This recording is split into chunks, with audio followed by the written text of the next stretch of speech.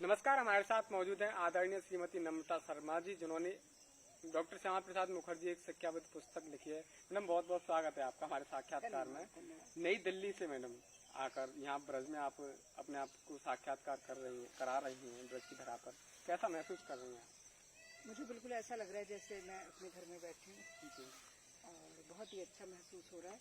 और ब्रज से तो हमारा संबंध तब से ही है जब से इस धरती पर हमारा आना हुआ है। तो अच्छा ही लग रहा है, बहुत ही अच्छा लग रहा है। अच्छा, अभी यहाँ का माहौल देखती हैं तो यहाँ के माहौल के बारे में क्या कहना चाहिए? यहाँ का माहौल बहुत अच्छा है, उत्साही है और एनर्जेटिक है और सारी चीजें बहुत पॉजिटिव लगती हैं मुझे। यहाँ सब लोग आपस में बहुत प्रेम प्रीत से रहते हैं और हर तरफ राधे राधे सुनाई देता है, तो अच्छा ही लगता है, तो कानों में मिश्री सी घुल जाती है। हम क्या कहते हैं मैडम, श्यामा प्रसाद मुखर्जी के जीवन पर आपने किताब लिखी तो इस दौरान काफी कठिनाई भी आई होंगी।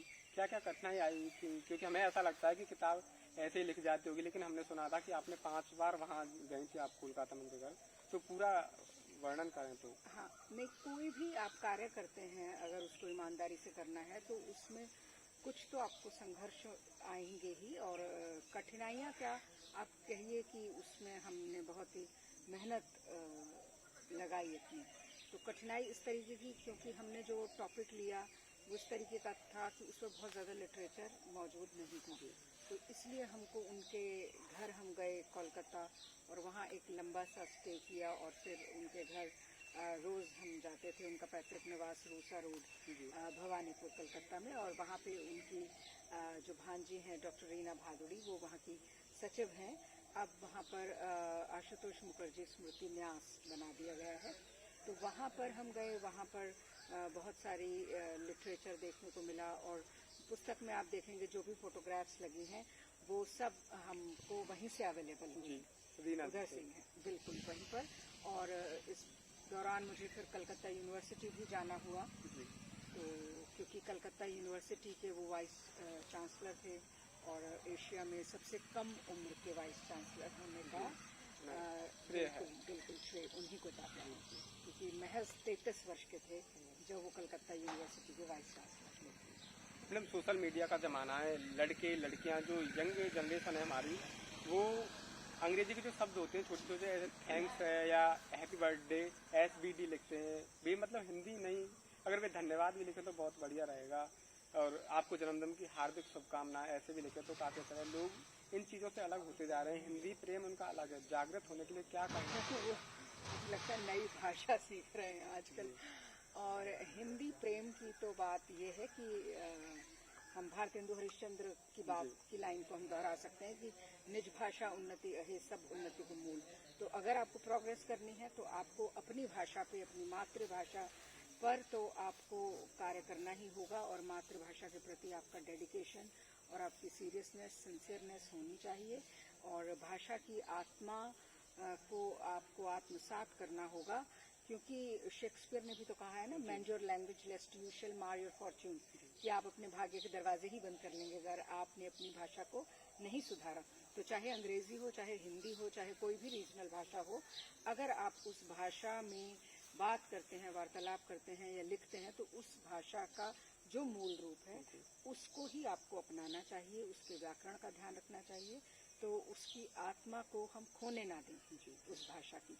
तो ये जो पीढ़ी है आज की, उससे हम यही कहना चाहेंगे कि आप स्लैंग के चक्कर में, क्योंकि ये लोग स्लैंग का इस्तेमाल करते हैं ना, तो स्लैंग वही है जैसे अगर हम कहें कि देहाती हिंदी है, उसमें न ग्रामर का अगर हम ध्यान दे रहे हैं, ना ही उचित शब्दों का ध्यान दे रहे हैं, तो वो अंग्रेजी का स्लैंग है जो आप लोग बोल रहे हैं। तो उसको बोल करके आप कोई इलीट दिखने की जो कोशिश करते हैं, ऐसा नहीं है। तो आपको भाषा के सोल का ध्यान रखना चाहिए। अच्छा, उनमें सब में क्या वो होती है कंपटीशन की, सबसे कम वर्डों में कौन लिखेगा, सबसे कम वर्ड कौन, ये काफी दुखद है। और मतलब लड़के तो क्रिकेटर बनना चाहते हैं मोस्टली और लड़कियां हीरोइन बनना चाहते हैं, तो ये तो काफी दुखद है। नहीं, क्रिकेटर अगर आप बनना चाहते हैं बहुत ही अच्छी बात है, लेकिन सभी क्रिकेटर बनने के लिए जो मेहनत चाहिए, अब सचिन तेंदुलकर हर कोई नहीं हो जाता, लेकिन सचिन तेंदुलकर की जो मेहनत है हम सचिन तेंदुलकर बनना चाहते हैं, लेकिन उसने जितना पसीना बहाया है उससे कोई नहीं वो नहीं हम बहाना चाह रहे हैं, बिल्कुल। है ना। तो जब तक हम वो नहीं करेंगे, आपका सपना अगर क्रिकेटर बनने का है, बहुत ही अच्छी बात है, आप सपना देखिए, बड़े सपने देखिए।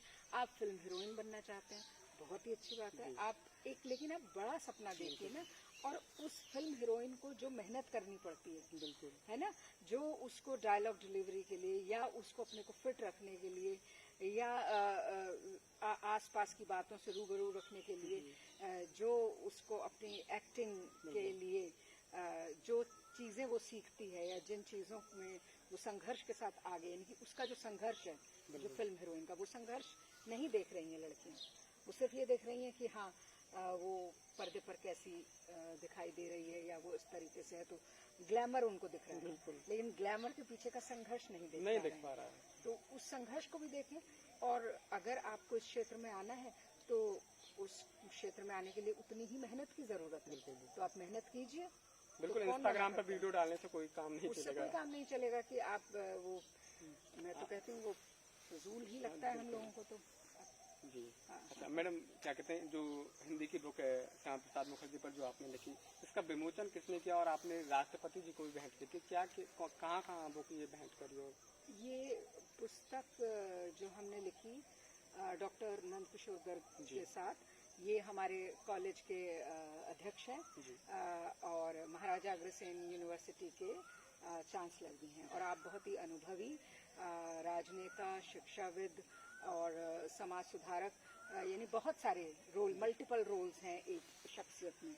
तो डॉक्टर नंदकिशोर गर्ग का परिचय ये है कि जो जिन्होंने बहुत सारे अवार्ड्स भी जीते हैं, यानी उनको सम्मान दिया गया है विभिन्न सरकारों द्वारा, विभिन्न संगठनों द्वारा।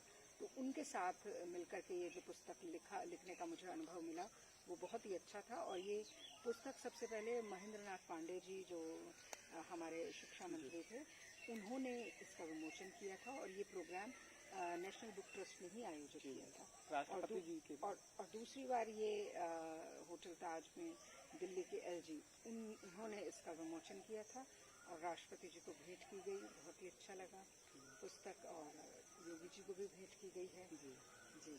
कभी सोचा था राष्ट्रपति जी से मुलाकात होगा, या मतलब किताब लिखने से पहले दिमाग में ख्याल था कि हम राष्ट्रपति जी के पास जाएंगे?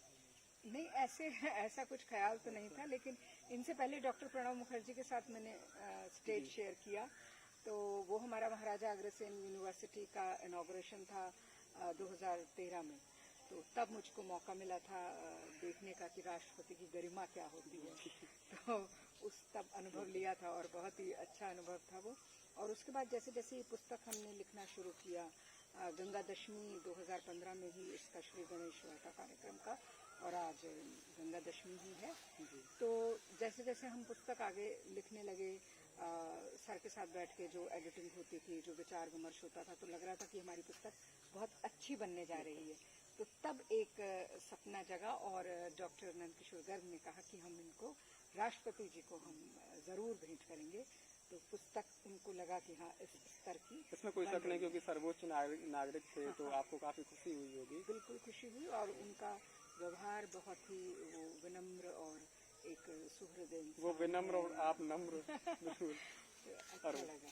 अच्छा मैडम, क्या कहते हैं, शैक्षणिक क्षेत्र में अब क्या चल रहा है आपका?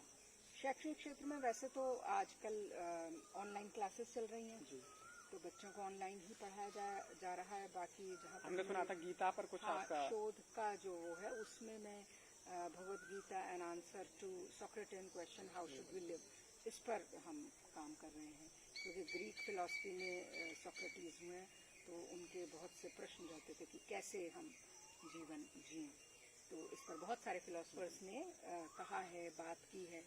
तो जो हमारा वेदांत कहता है या भगवद गीता है, तो वो तो सार है, और उसमें जो उसका जो जीवन दर्शन है, उसी पर हम हमारा शोध चल रहा है। ये तो डॉक्टर श्यामा प्रसाद मुखर्जी के बारे में हुआ। आपका मैडम जन्म नई दिल्ली में ही हुआ था या कहीं और हुआ था, और कैसे सफर यहाँ तक?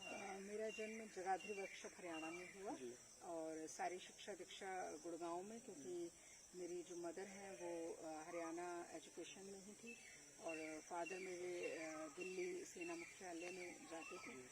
तो एमए तक गुड़गांव में रहे, और एमफिल करने में कुरुक्षेत्र यूनिवर्सिटी गई। और उसके बाद फिर हम लोग मेरी पहली जॉब द्रोणाचार्य कॉलेज में हुई और फिर मैं दिल्ली आ गई। अच्छा, क्या कहते हैं, अंतिम सवाल यही है क्योंकि वक्त की आप पे कमी है, आपको जल्दी जाना है, और युवा पीढ़ी को क्या संदेश देना चाहेंगे जाते? युवा पीढ़ी के लिए यही संदेश है कि वो अपना एक आदर्श चुने।